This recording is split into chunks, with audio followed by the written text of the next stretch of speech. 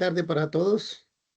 Sean todos bienvenidos a esta novena sesión del Diplomado en Criminología y Ciencias Forenses para la Asociación de Criminólogos, Criminalistas e Investigadores Criminales. Es un orgullo ir culminando en la novena sesión de este diplomado. El día de hoy tenemos la presentación de un tema muy importante que se denomina la perfilación criminal, que es un tema muy indispensable para la investigación, ¿verdad? En las ciencias criminológicas y en las ciencias forenses es algo muy indispensable y tenemos uh, la participación de nuestro capacitador, el licenciado Jorge Martínez, quien es un profesional de amplia trayectoria, el cual va a tener a su cargo poder compartirnos sus conocimientos el día de hoy. Suplico, por favor, pongan la atención necesaria y si tienen alguna pregunta, vayan ahí escribiéndola, que al final de la sesión vamos a tener un espacio para poder responder las preguntas. Pues sin más preámbulo, vamos a presentar entonces al licenciado Jorge Martínez. Sea usted bienvenido, licenciado, el tiempo con usted.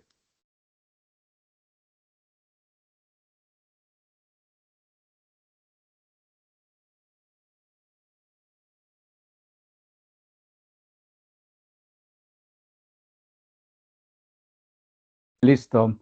¿Sí me escuchó? Sí, se escucha, licenciado. Muchas gracias, licenciado.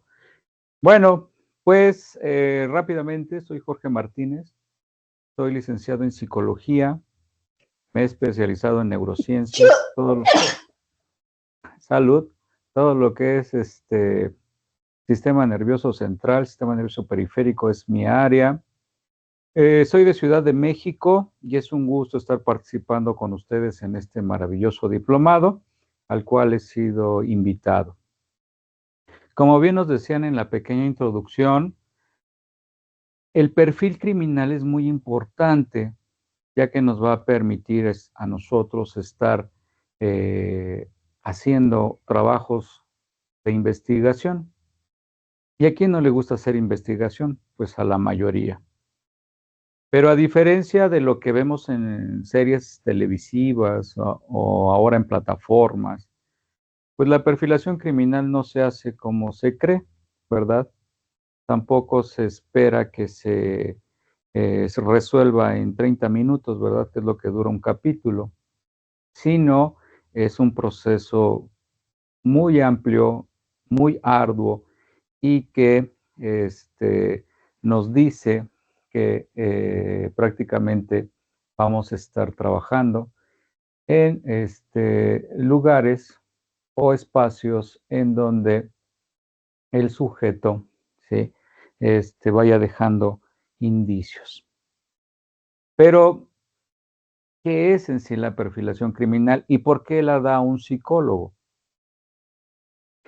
En mi país, los únicos que podemos perfilar a las personas o diagnosticar a las personas somos los psicólogos y somos los psiquiatras, ¿sí? Solamente ellos dos. Entonces, es por eso que los psicólogos hemos participado mucho en esta dinámica. Inclusive el FBI, en sus principios, allá por los 60s, cuando se crea la unidad de conductas del FBI,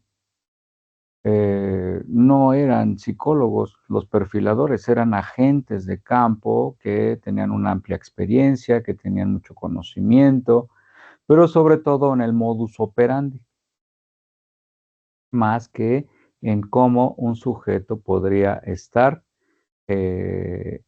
realizando actos criminales. Pero es gracias a ellos que descubrimos muchas características, ¿no? Por ejemplo, en el caso de John Wayne Gacy, pues prácticamente ahí vimos un despegar dentro de las ciencias que se aplican en el campo de la criminalística, ¿no? o sea, todos los aportes científicos que se dieron, como los trajes de bioseguridad, el uso de guantes, el uso de tapabocas, etcétera, o sea, todas las técnicas, porque al tratar de recuperar los restos de las víctimas de John Wayne Gacy, pues que estaban sepultados bajo concreto y bajo la casa de John Wayne Gacy, pues fue una tarea muy ardua. También hay grandes aportes, pero el gran aporte que nos hace no solamente el FBI dentro de la unidad de ciencias de la conducta, sino también de la comunidad europea que se ha preocupado por el estudio de estas conductas criminales. ¿Por qué hablo de estos asesinos seriales? Porque la perfilación criminal, ¿sí? Y con esto vamos a iniciar ya de manera formal esta clase. La perfilación criminal es una técnica que se realiza en campo en una primera etapa y concluye en el escritorio, ¿sí? Calculo que un 85% del trabajo de los investigadores, de perfiladores, es en el escritorio, ¿sí? ¿Y cuáles son sus elementos o cuáles son sus herramientas para poderlo hacer? Bueno, pues se basan en razonamientos empíricos positivos, en sistemas estadísticos, en la observación, ya que la mayoría de la información a analizar se recoge en el lugar de intervención o en el lugar de hallazgo o en la escena del crimen. Depende su país y depende de cómo la criminología o la criminalística haya adaptado a esta situación, ¿no? Pero tenemos escenas del crimen de primera etapa, segunda etapa, tercera etapa, y si fue movido y si fue removido. Bueno, eso tiene que ver mucho con las situaciones del análisis, ¿vale? Por eso también tiene que estar siempre el observador. Y este observador tiene que ser un perfilador. No puede estar presente en la escena del crimen o el lugar de hallazgo. Bueno, vamos a decir la escena del crimen para que no esté enumerando todo. Si no está presente en la escena del crimen, pues tendrá que recuperar la información que le participen los demás profesionales que estén trabajando, ¿sí? ¿Cuál es la finalidad de la perfilación criminal? Muchos manuales que conozco y que he leído y que han estado a mi mano, es que nos hacen una encomienda muy particular. Hacer tangible aquello que es un acto tan personal y privado, o sea, algo que es intangible e introspectivo, y que este acto intangible e introspectivo deja huella en la víctima. Pero por mucho esfuerzo que se haga y trabajos colaborativos interdisciplinarios entre varias ciencias, en una primera instancia no es posible develar aquello que ha sido oculto por el propio victimario. ¿Qué es lo que ha ocultado? Su perfil, ¿sí? La función de la perfilación se basa en una discriminación positiva. ¿Por qué es una discriminación positiva? Porque vamos a hacer una selección para resguardar a todo el personal o todo, si es en un área de trabajo, o a la población en general. Y por eso es una discriminación positiva, porque vamos a hacer que de un grupo de personas que hayan participado o estén próximas a la escena del crimen, ¿sí?, se reduzca, ¿sí?, a las personas que hay que investigar. Por eso es una discriminación positiva. No es una discriminación con rasgos ideológicos, ni racistas, ni nada por el estilo. Es una situación para, en primera instancia, poder acortar al número de personas que hay que investigar, que hay que entrevistar, que hay que analizar, para poder desarrollar un perfil, ¿vale? Por eso los sospechosos pueden coincidir con la descripción que hace el perfilador. La perfilación ayuda a evaluar si estamos tratando con un crimen serial o un delito común, ¿vale? Ese es el segundo punto de la perfilación criminal, determinar si estamos ante un acto criminal serial o bien un crimen del delito común. En el delito común, pues no se hace la perfilación criminal, se hace una evaluación psicológica, ¿sí? Que puede ser que esta evaluación psicológica de tintes forenses llegue a ser presentada como un análisis ante alguna autoridad, que puede ser un juez, un magistrado, ¿sí? Para explicar la situación tanto del sujeto victimario como de la víctima, ¿verdad? Pero cuando hablamos de un perfil, estamos hablando de crímenes seriales. Los crímenes seriales pueden ser violación, pueden ser robos o asesinatos. Y tenemos una gran estela de diferentes asesinos seriales, ¿sí?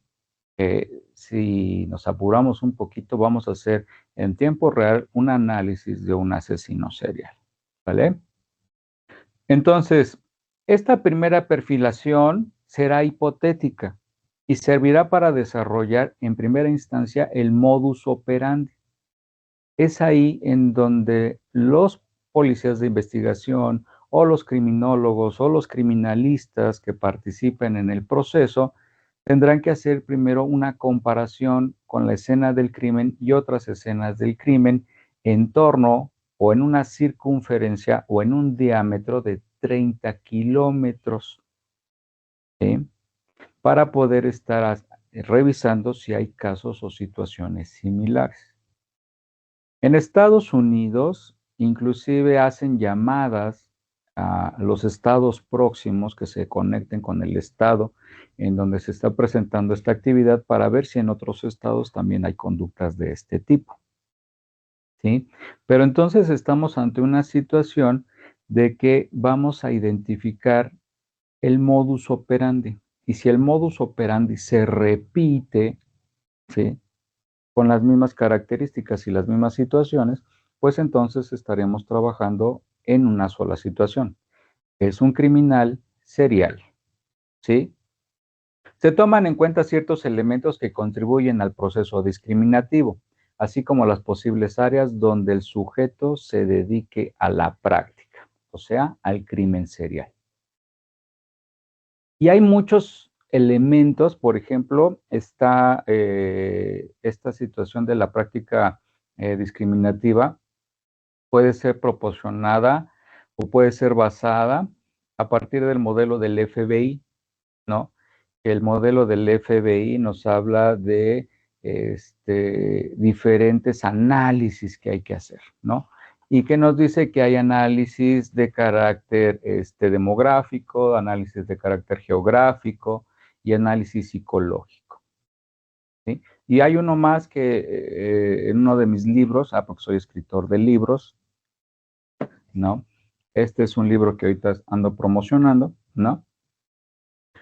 Que es precisamente la situación que a veces nos lleva a preguntar por qué un asesino serial elige ciertos lugares específicos para llevar a cabo el ritual, ¿no? De la muerte del sujeto o de la víctima, inclusive la aplicación o la ejecución de la necrofilia, que es el análisis psicográfico. Ese análisis también, ¿verdad? Se puede incluir, pero no es el único que tenemos, ¿verdad? Porque también después de que la captura del sujeto, hay otro análisis que se realiza que se conoce como las fases del asesino serial. Luego nos vamos a ir a otra instancia que se va a conocer como a las bases biológicas de la conducta o las bases sociales de la conducta, que para el área de la criminalística, criminología y derecho, esto se le conoce como criminopatología y que son factores endógenos y factores exógenos del sujeto. ¿Sí? Pero ya desde hace muchos años en la psicología estudiamos las bases biológicas de la conducta y las bases sociales de la conducta. Y a manera como de definición general, vamos a decir que la perfilación criminal es la elaboración de una hipótesis recogida en el lugar de intervención y tiene como objetivo recopilar información que aproxime a los investigadores a la elaboración y descripción física del sujeto o victimario, ¿sí? Para así elaborar una ficha de búsqueda del perpetrador hipotético del crimen serial. ¿Sí? ¿Vamos bien?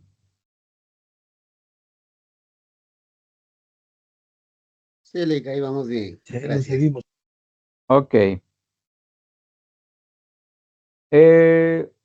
Por ejemplo, para continuar con esta investigación y para cerrar como esta pequeña presentación verbal y antes de pasar a la diapositiva, para seguir con este proceso de investigación, hoy en día se ha despuntado, se ha propuesto o ha despegado algo que inclusive en redes sociales ha tomado mucho vuelo y revuelo y se dan cursos y se dan diplomados y se dan muchas cosas que realmente no es nada nuevo, o sea, tampoco es algo como así como el boom del descubrimiento de los métodos científicos de la investigación, no es así.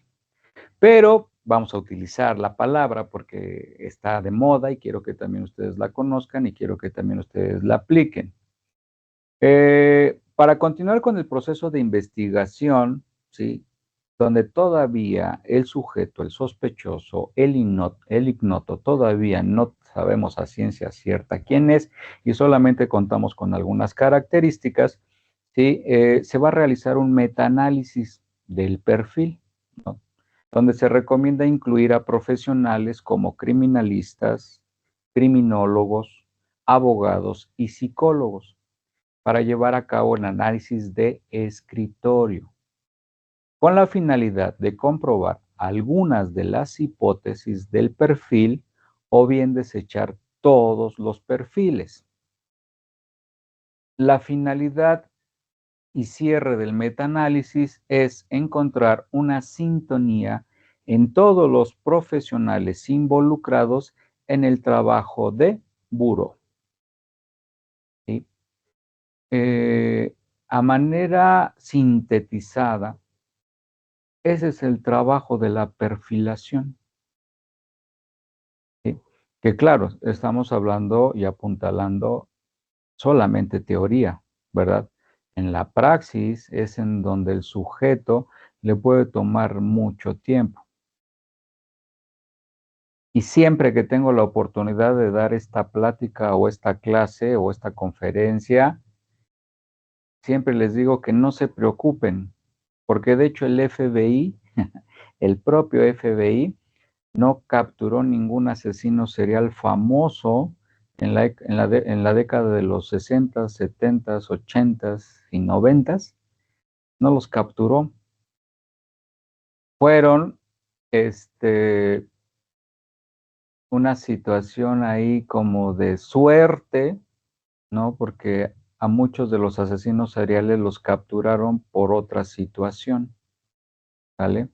Por por otros mecanismos de investigación.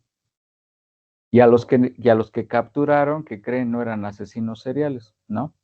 Como a Charles Manson y Amy Warnock, que no eran asesinos seriales, y por eso los capturaron, porque no cumplían con ningún tipo de los criterios o las características del propio FBI, de la Comunidad Europea, y llegaron como tal a ser capturados, ¿sí? Entonces, antes de pasar a la diapositiva, ¿tienen alguna duda, alguna pregunta?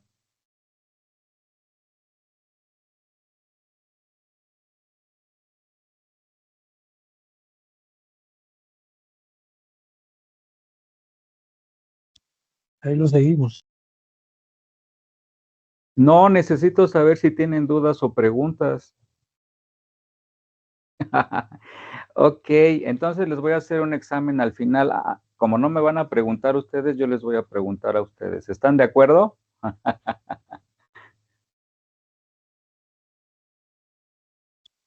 Está bien. Ok. Bueno, voy a compartir la pantalla.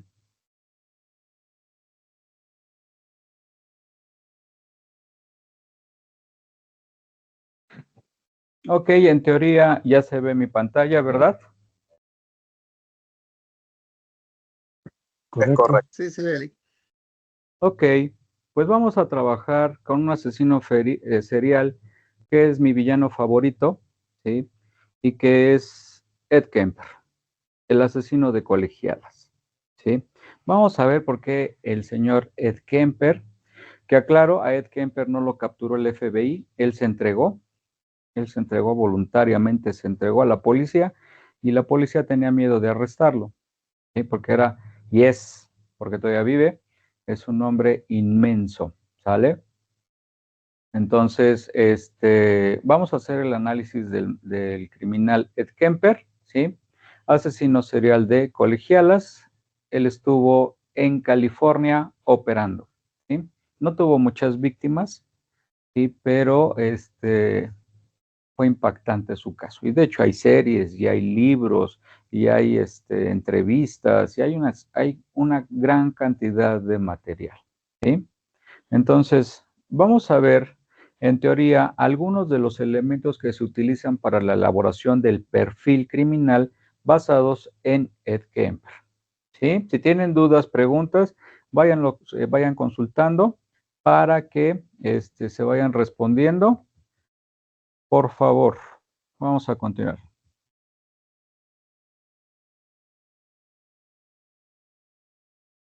Y empezamos con la primera característica, el análisis demográfico, ¿sí? Claro que el análisis demográfico de Ed Kemper fue hecho hasta que lo capturaron, ¿sí? Pero este es su análisis demográfico. Es un hombre con 2 metros de altura, de 160 kilogramos, de ojos claros, bigote prominente, soltero, de clase media y con un IQ de 145 puntos.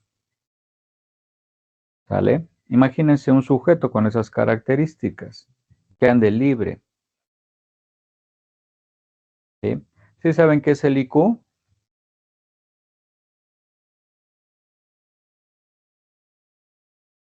Es con el examen que te hacen para determinar, pues, el nivel, no sé si apropiadamente de inteligencia que tienes, pero se mide, ¿no?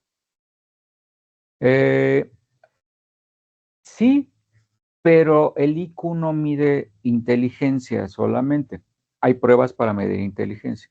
El IQ mide la capacidad que tienes de resolver problemas, de análisis metacognitivos, ¿sí? De cómo solucionar y enfrentar tu día a día y que no haya ningún impedimento, ¿sí? En una siguiente ocasión.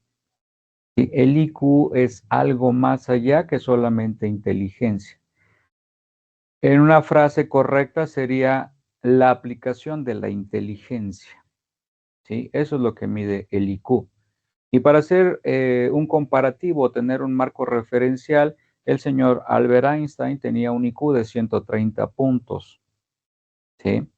El promedio es de 90 puntos, ¿sí? Entonces el señor Ed Kemper estaba por encima del promedio y por encima de la mente más brillante, ¿verdad?, del siglo pasado, que fue Albert Einstein.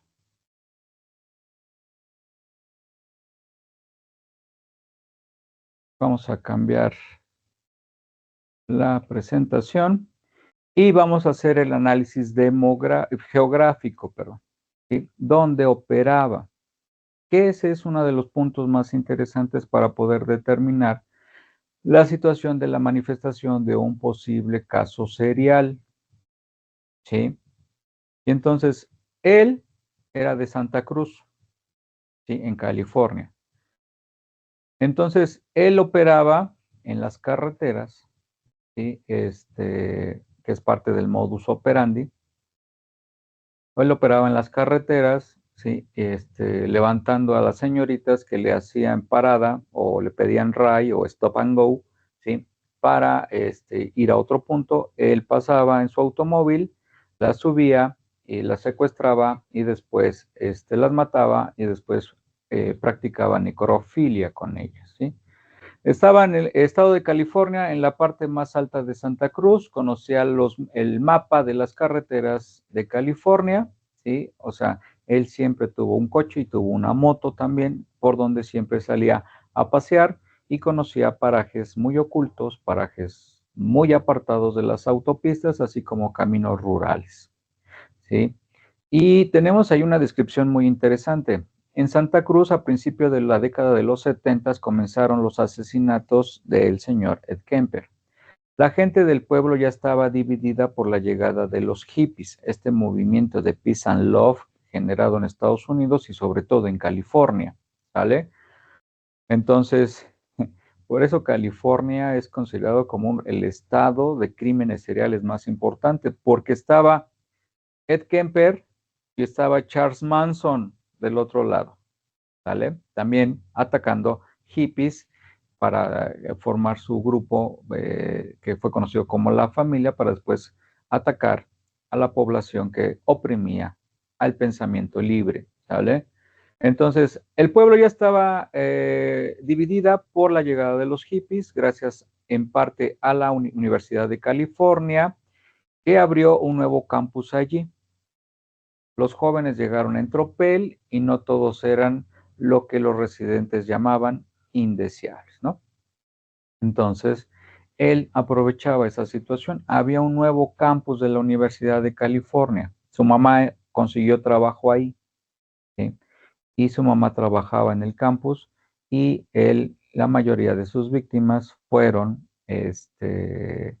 estudiantes donde trabajaba su mamá. ¿Vale? Ok.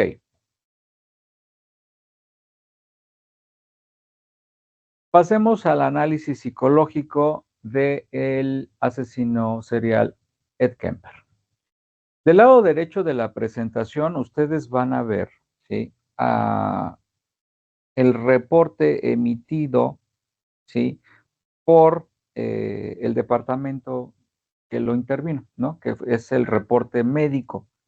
Y tenemos ahí subrayado en rojo que nos dice que tiene esquizofrenia paranoide. Bueno, ese término ya no se utiliza actualmente, ¿vale? Pero tenía esquizofrenia paranoide. Y hasta abajo está su nombre, ¿no? Y entonces ellos determinaban que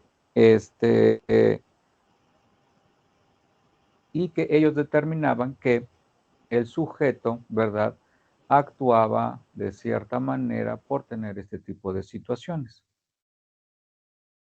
Pero si vemos el análisis psicológico, híjole, que el análisis psicológico es vital y es importante, ¿sí? Por ejemplo, tenemos algo en criminología que se llama perfil criminológico, ¿sí? Pero les digo, no en todos los países, y si hay una ley de salud mental o hay una ley que regule, ¿sí?, la salud mental, solamente psicólogos y psiquiatras pueden hacer evaluaciones de índole psiquiátrico o psicológico. Ningún policía, ningún ministerio público, ningún policía de investigación, nadie que no tenga la preparación. Si un policía de investigación es psicólogo, ¿puede hacerlo? Sí, pero no, porque no está dentro de sus atribuciones, ¿verdad? El policía de investigación no puede hacer ni entrevistas ni interrogatorios, ¿verdad?, para obtener información, porque no está dentro de sus atribuciones. Entonces, por eso es que se diseña, se forma y se crea un concepto, ¿sí? Que este concepto es el que le va a dar la razón de por qué trabaja, y es el perito, ¿sí? Entonces, un perito psicólogo, y si es en el ámbito legal, tendría que ser un perito psicólogo forense, ¿sí?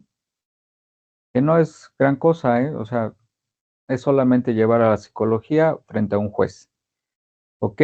Entonces, si ustedes llegan a presentar y si ustedes son servidores públicos o trabajan para el Estado y llegan a hacer alguna perfilación de algún sujeto y la defensa llega a intuir que no tiene una contundencia o una sensatez dentro de la visión psicológica, pues posiblemente echen abajo el caso. ¿Sí? Entonces, sí vamos a ver por qué. Fíjense bien, análisis psicológico. Ed Kemper presenta un coeficiente intelectual alto, por lo que una persona con características de organización, planeación, ideación y ejecución correctas en sus actividades, ¿sí? Que son todos los procesos metacognitivos que les estaba diciendo hace ratito. No solamente ser inteligente, sino organizados, que tienen capacidad de planear, que tienen ideación y ejecución correcta de sus actividades. Y esta ideación nos conecta con la primera fase, ¿sí?, del asesino serial, que es la fase áurea, en donde el sujeto con conductas seriales o criminales seriales, ¿sí?, su fase áurea nos dice que tiene la capacidad de imaginar, de crear, ¿sí?, en su mente todo aquello que quiere que se materialice, y por eso planean. Esta situación de que si son organizados, que si son desorganizados, eso es como para el fuero común o para situaciones delictivas comunes. El asesino serial, ¿sí?, va a responder a su fantasía, ¿sí? Y si su fantasía es una escena dantesca o una escena llena de sangre, no es que sea desorganizado, porque lo está planeando, ¿sí?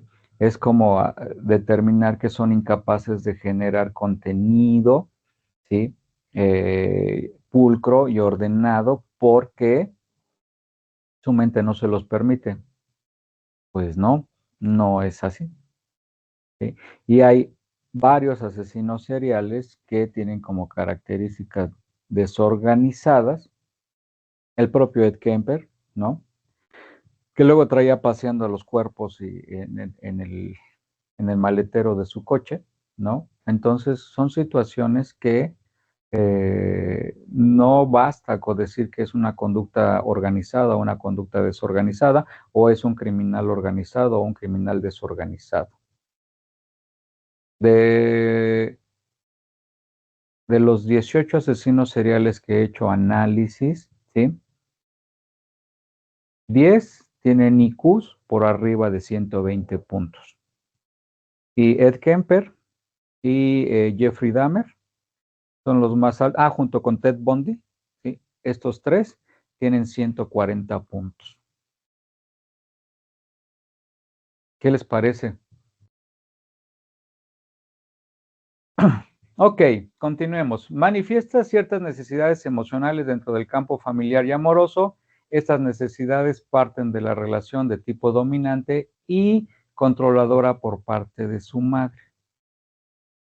Entonces, aquí es en donde entra la psicología como una ciencia autónoma que contribuye a la aplicación de la justicia o que participa para aportar elementos y que se aplique la justicia.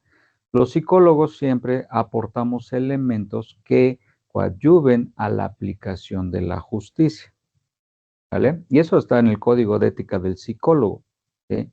No podemos señalar culpables, no podemos señalar inocentes, porque atendemos a personas, no atendemos ni a víctimas ni a victimarios, atendemos personas, ¿vale? Entonces, aquí la situación es de que delante, al centro, van a ver ustedes un cuadrito, ¿sí?, un cuadrito con unas letras y unas flechas. Y ese es el análisis científico de la conducta de Ed Kemper. Estímulo incondicionado, respuesta incondicionada, más un estímulo neutro que va a convertir o evolucionar la conducta en un estímulo condicionado con una respuesta condicional, ¿sí? Durante la investigación que se hace y las entrevistas que se le hacen a Ed Kemper, su mamá le prohibía salir con señoritas, estudiantes de la universidad donde él trabajaba. Y le decía que ninguna señorita de esa Universidad de California, ¿sí?, se iba a fijar en él porque no era digno de estar con ellas, ¿sí? Y obviamente, pues empieza a desatarse un deseo que después se va a evolucionar en una obsesión, y después esta obsesión lo va a llevar a una compulsión. Más su fase áurea, estamos en la situación que la mamá de Ed Kemper lo entrenó para matar. ¿Ok? Bueno, ahí abajo les voy a poner estas diapositivas se les van a compartir. Ahí más adelantito vienen otros elementos de la propia investigación, ¿sí? Por ejemplo, aquí tenemos el análisis psicológico a partir de un trabajo del doctor Robert Hare, que el doctor Robert Hare es el encargado y es el experto en los análisis que se realizan a todas las personas con rasgos o características psicopáticas, o sea, son psicópatas, ¿sí? Y Ed Kemper también califica en algunos aspectos que el maestro y doctor Robert Hare hace para poder diagnosticar a Ed Kemper. Y aclaro, el único test a nivel mundial que existe para evaluar a una persona con rasgos o características psicópatas es el del doctor Hare, ¿sí? Pero ¿qué creen? Que no se puede aplicar en todo el mundo, porque tiene que pasar un proceso de aceptación, adecuación, normatividad, ¿sí? Y sobre todo la situación de la incorporidad o la actualización con el lenguaje y los verbos y las palabras que se utilizan en los países. Entonces, no se puede utilizar en todos los países. De hecho, ahí, queridos colegas, les voy a pedir que, por favor, si ustedes algún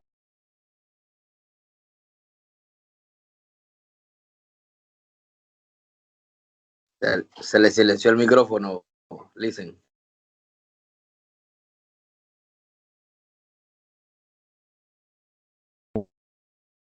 Ok, es que nos silenciaron a todos. Gracias. Entonces, si ustedes tienen que revisar una pericial o tienen que ver el resultado de un examen, ¿sí?, lo primero que tienen que realizar, queridos colegas, es ver si la prueba que estén aplicando está cumpliendo la norma del país. O sea, si el colegio de psicólogos o si la unidad de psicólogos o la posición más alta que trate de regir la conducta ética y moral del psicólogo, ¿sí?, ha permitido la adaptación de estándares internacionales a estándares nacionales, ¿sí? Eso es importante.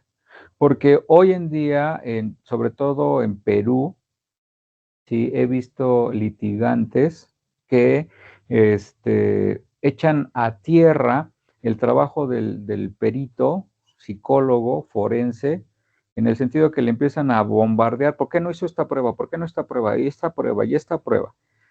Y si el juez no sabe que para poder aplicar una prueba psicológica o psicométrica, ¿sí?, se necesita ser aceptada por el país y por las autoridades de salud, pues el juez posiblemente quede impresionado por todas las herramientas que pone el abogado de la defensa, ¿sí?, pero sin saber que solamente se pueden aplicar 4 pruebas o 5 pruebas en el país, ¿sí?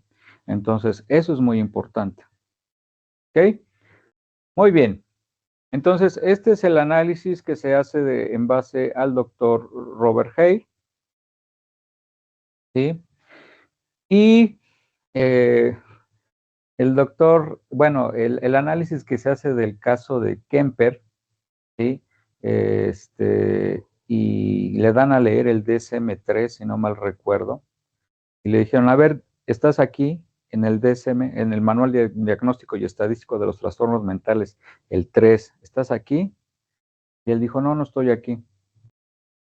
Y entonces nos dice ahí esta diapositiva que posiblemente hasta la 6ª o 7ª edición del DSM-5, acá por el siglo XXI, ya podríamos estar analizando a Ed Kemper. Y no fue hasta el 6, ni en la 7ª edición, sino fue en el DSM-5 TR, ¿sí?, en donde estamos ante una situación que Ed Kemper cumple con rasgos y criterios del trastorno de la personalidad narcisista. ¿Vale? Muy bien. El siguiente punto, el análisis psicográfico, la relación que tiene la conducta criminal con los espacios elegidos. Cuando Ed Kemper era pequeño, decapitaba las muñecas de sus hermanas, luego pasó a decapitar mascotas. A los 10 años de edad, Edmund entierra vivo a su gato, ¿sí? Ya muerto, lo desentierra, lo decapita y exhibe su cabeza en una estaca, ¿sí? La pubertad de Edmund estaba plagada de imágenes masturbatorias de él matando a todos los habitantes de su ciudad y teniendo sexo con sus cadáveres. Trasladaba los cuerpos hacia la parte más alta de Santa Cruz, donde enterraba una parte de los restos y otras partes las desechaba en un vertedero, ya que conocía el mapa de las carreteras de California y las víctimas eran estudiantes de la zona. Y entonces aquí la pregunta es, ¿a Ed Kemper se le ocurrió enterrar a sus víctimas desmembradas, decapitadas? De hecho, tenía relaciones sexuales con las cabezas decapitadas, ¿sí? Entonces, ¿se le ocurrió? Pues yo creo que no, ¿verdad? Desde los 10 años ya lo practicaba y lo veía en su mente. Y entonces este proceso que es el pensamiento, que tiene características e índoles metafísicas, él los convertía en una situación de realidad. Y por eso con sus víctimas, aquellas víctimas que le fueron negadas por su mamá, aplicaba el conocimiento que ya tenía. ¿Sí? Por eso las enterraba. Y lo demás lo tiraba. Y lo enterraba para poder repetir los actos necrofílicos. ¿Sí? Entonces, por eso buscaba lugares con características boscosas o características verdes, donde hubiera tierra removible para poderlas enterrar. Y que nadie lo interrumpiera, obviamente. ¿Vale? Muy bien. Y vamos a continuar con esta situación que son las nuevas conductas, o sea, las empieza a aprender. Ojo, a los 10 años Ed Kemper ya hacía lo que leímos, pero a los 13 años mata a sus abuelos con 2 disparos de escopeta cada uno, ¿sí? A su abuela por confrontarlo y quererle quitar la escopeta, y a su abuelo lo mata, pues porque va a quedarse solo sin su abuelo, sin su esposa, y pues no lo quiere ver sufrir y mejor lo mata. Es internado en un psiquiátrico desde los 13 años hasta los 21 años que sale libre. Y sale libre porque se aprendió 164 pruebas psicométricas y las respondía todas correctamente para poder salir. Más la gestión que hizo su mamá para hacer que saliera del psiquiátrico libre y que su expediente fuera borrado por ser un adolescente. ¿Cómo ven? Entonces, inmediatez, bueno, el rifle obsequio del abuelo, matar animales, la confrontación con su abuela le recuerda el trato que recibía por parte de su madre, experimentaba la liberación del odio contenido, la muerte de su abuelo con características mesiánicas, ¿sí? Ahí están muchas de las situaciones que él va a aprender, ¿sí? Contingencia, las fantasías recurrentes, la repetición y la reexperimentación, que es lo que forma, ¿sí?, la habilidad del sujeto. La frustración por el encierro, pues desde los 13 hasta los 21 años está encerrado, ¿sí? Y las operaciones motivadoras. Vivir nuevamente con su mamá, cuando sale del psiquiátrico, se va a vivir con su mamá. Su mamá lo compara excesivamente con su papá y siempre su papá fue un fracasado, uno inútil, nunca sirvió para nada, según la perspectiva de la mamá, ¿sí? Continúa el maltrato psicológico por su madre, ¿sí?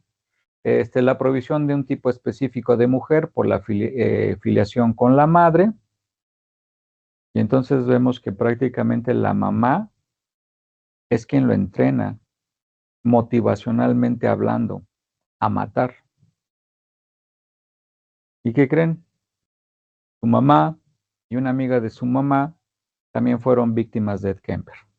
También Ed Kemper mata a su mamá, la decapita y le practica sexo a la cabeza de su mamá. Y en ese momento se acaba la necesidad de estar matando. Por eso se entrega Ed Kemper, porque mata a una amiga que va a visitar a su mamá. Después de que Ed Kemper acaba de matar a su mamá, entra una amiga a visitarla, la mata, pero ya no siente el mismo deseo, no siente el mismo placer, no siente las mismas motivaciones, no pasa nada, y por eso determina huir y entregarse posteriormente a la policía. Porque nadie sospechaba de él, porque le decían osito Teddy al señor Ed Kemper. De hecho, Ed Kemper, ahorita que dije Teddy, Ed Kemper ayuda a hacer el perfil de Ted Bundy. Diferencias individuales, bueno, conocer la autopista, contar con un revólver, tener un automóvil, la posible venganza hacia su madre, experimentar el posible rechazo sexual de una mujer, ¿sí? Porque le preguntaban, ¿y por qué las matabas? Para poder tener sexo con ellas. Ah, las mataba para que dejaran de ser ellas y solamente fueran mías. Dices, wow, ¿vale? La repetición y la reexperimentación vivida en la muerte de sus abuelos a manera de catarsis, ¿no? La magnitud, al extinguirse el reforzador principal, la madre de Kemper se acaba la conducta. Con la última víctima, busca encontrar un nuevo reforzador que premie o recompense la conducta, no la halla, y es un modelo del maestro Skinner, ¿sí? La conducta operante tiene que ser reforzada o motivada o sancionada para que se extinga o se perpetúe. Y como ya no había un reforzador, porque el reforzador ya estaba muerto, pues la conducta se desvanece, ¿vale? O entra en un estado de latencia. Ah, claro, Ed Kemper, a pesar de medir 2 metros y pesar 170 kilos, jamás mató a alguien en la cárcel. El origen de la conducta y el perfil de las víctimas no es similar, ¿verdad? Porque él mataba a jóvenes y después mata a su mamá y a la amiga de su mamá, que son las dos fotografías que están hasta abajo, del lado derecho, ¿no? Sus papás son los que están ahí arriba, ¿sí? Y estas imágenes que están ahí es a manera de tributo a las víctimas del asesino serial conocido como el asesino de colegialas, Ed Kemper. Ahí están sus víctimas.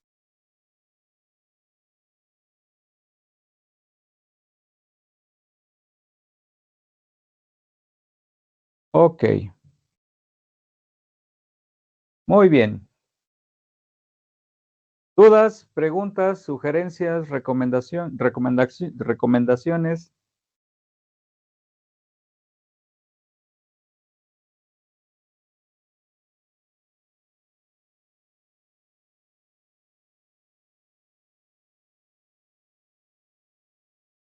Por favor, si alguien tiene alguna duda, puede de una vez expresarla para poder recibir solución de nuestro apreciable licenciado Giorgi, con mucho cariño. Gracias, licenciado. Sí, claro que sí. Permiso, Licen. Usted mencionó que para evacuación de pruebas como una pericia, en distintos países es bueno acreditar o preguntar antes de, para efectos de que cuando el tribunal de juicio va a deliberar, pueda valorar esa prueba o desestimarla en base a lo que usted mencionó, de que debe ser validado en cada país antes de tomarse en cuenta esa pericia.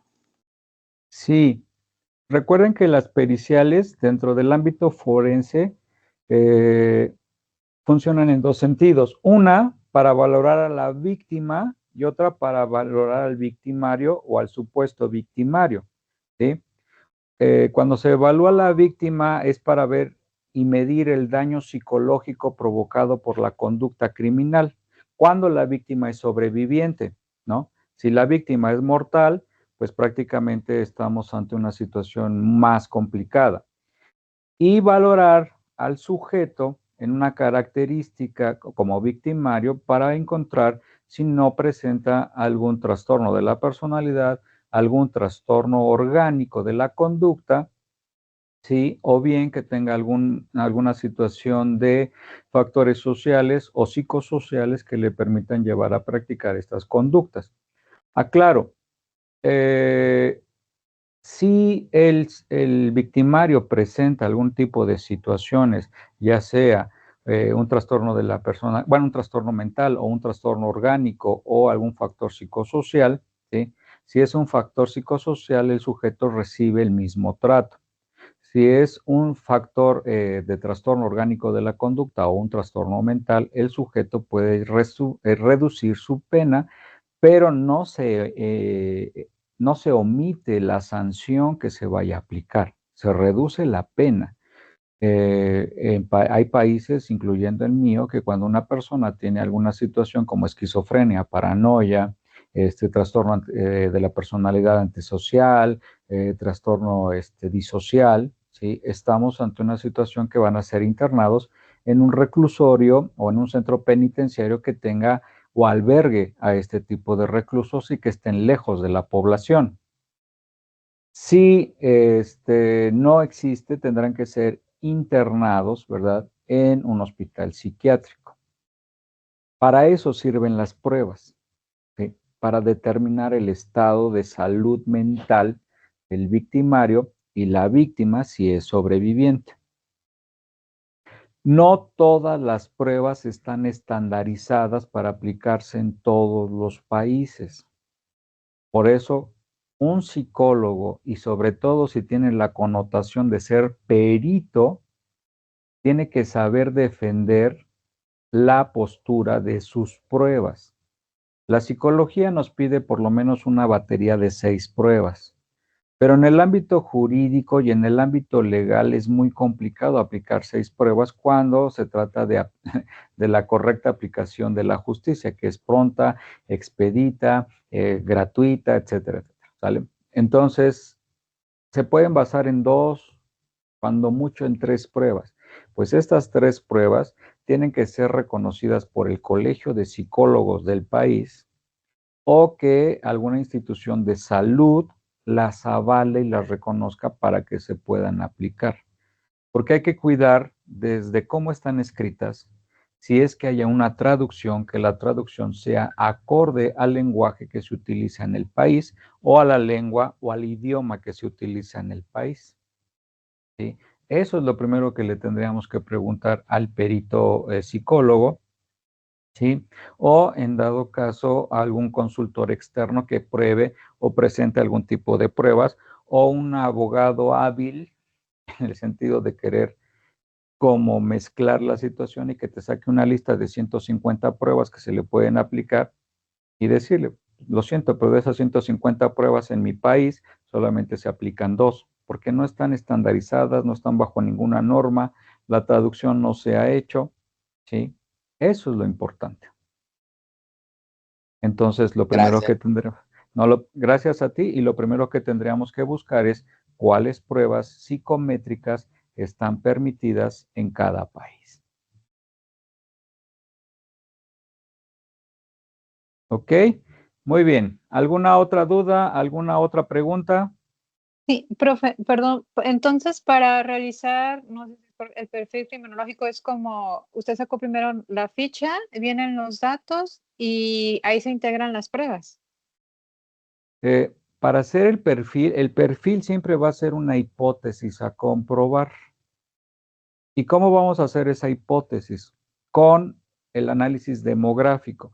Por ejemplo, si llegamos a un lugar de hallazgo, un lugar de intervención o como le quieran ustedes llamar, o como le llamen en su país, ¿sí? Vamos a hacer una pequeña especulación de quién lo pudo haber hecho. Hombre, mujer, tamaño, estatura, peso, posibles relaciones filiales con la víctima o no hay ningún tipo de relación, Este tipo de información es lo primero que vamos a encuadrar, ¿sí? Y ese es el perfil demográfico. Lo que nosotros vimos en el caso que analizamos ahorita de Ed Kemper ya es la ficha, porque ya tenemos los datos del sujeto porque ya fue capturado. Pero mientras tanto, el perfil siempre va a tener características hipotéticas, ¿vale? Nunca va a ser tan contundente hasta que el sujeto es capturado. Por eso el FBI tiene algo que se llama el Big Data. En el Big Data son estadísticas y estadísticas de perfiles de personas que cometen conductas criminales, y en el Big Data, sí, se meten, cargan el perfil de la escena del crimen o del modus operandi, ¿sí? Y les van a arrojar conductas similares. Y estas conductas similares, ¿sí? Van a decir, bueno, estos asesinos seriales tenían este mismo patrón de conducta. Y entonces ya sabemos cuál es el siguiente paso. Vamos a buscar zonas boscosas, vamos a buscar zonas oscuras, vamos a buscar cuáles son el perfil de la víctima. O sea, todo eso es el proceso de investigación que se hace en el escritorio, ¿no? Y con la recolección de datos que se vaya presentando. Pero siempre el perfil criminológico, el perfil criminal, siempre va a ser en una primera instancia de carácter hipotético. ¿Sí? Gracias. No, gracias a ti, Noemí. Licen, una última consulta. Adelante. En cuanto al perfil criminal se refiere, en una investigación objetiva y de manera neutral, el psicólogo también hace un análisis del perfil de la víctima, es decir, si estamos ante la simulación de un hecho punible, cómo profundiza eso, no basándose únicamente en un relato de la institución o el ente que investiga previo a la evaluación, sino que analiza que esa persona no tenga, no esté incurriendo en la simulación de un hecho punible como víctima. Si la víctima es sobreviviente, al hecho, ¿no? Entonces, aclaro, la perfilación, y voy a aprovechar para contestar también aquí la pregunta de Uzi, ¿qué diferencia hay entre un perfil criminal y criminológico? Comparten las mismas bases. Si la persona es víctima de una situación, de un crimen serial, déjenme decirles que no sobreviven, porque parte del acto o de las fases del asesino serial o del criminal serial es la muerte de la víctima.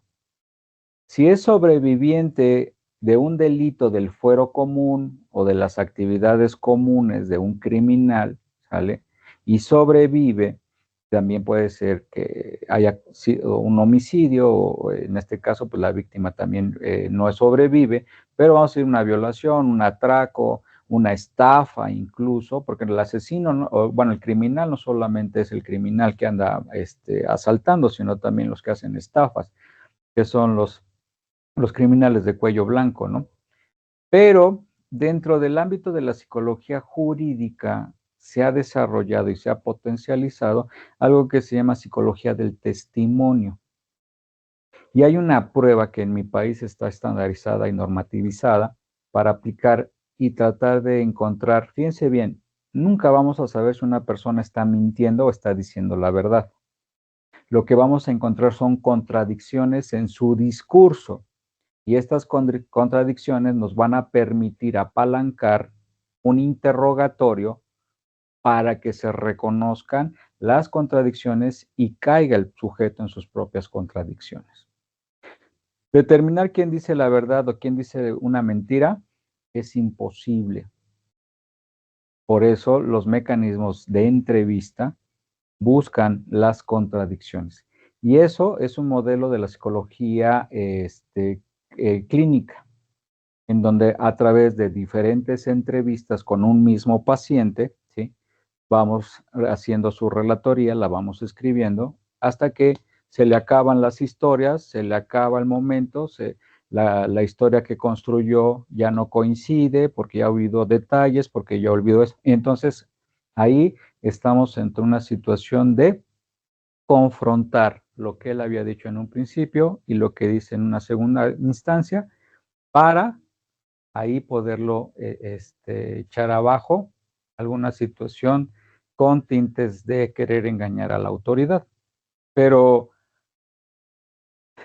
si podemos hacer cuando nos conectan, ¿verdad? Nos conectan al detector de mentiras, logramos hacer o logramos mentirle al propio detector de mentiras, ¿no? Entonces, desarrollar la habilidad para que una persona descubrir si está mintiendo es imposible. Ahorita me acordé de una técnica inclusive de la filosofía que se llama ironía socrática. La ironía socrática es precisamente esta situación donde el sujeto está verbalizando y el otro sujeto lo va confrontando con lo que va diciendo. Pues no que estabas aquí, no que habías ido acá, no que habías hecho esto, no que acá, no que esto, no que... O sea, lo empiezas a contraponer con su propio discurso. Entonces, ese es un modelo. Muy interesante. Sí, es muy interesante y eso se llama psicología del testimonio. ¿Sí?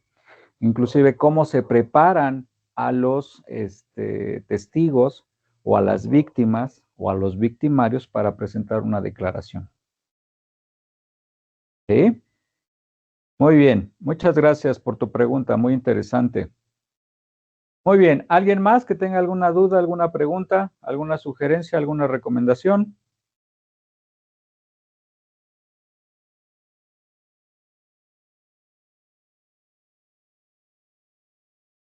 ¿No?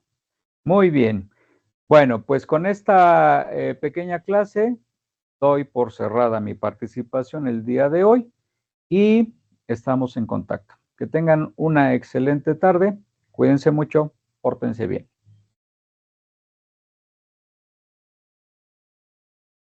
Muchísimas igualmente. gracias, licenciado Jorge, por su participación de parte de la Asociación de Criminalistas, Criminólogos e Investigadores Criminales de San Marcos. Reciba usted un reiterado agradecimiento de su participación, ¿verdad? Y que también pues pueda participar con nosotros en algunas futuras formaciones. Le agradecemos mucho su compartir su conocimiento con nosotros y también reiterando el agradecimiento para todos los quienes se han conectado el día de hoy, ¿verdad? Y pues esperamos que haya sido de su agrado el poder haber participado. Sí, Es todo, Pato.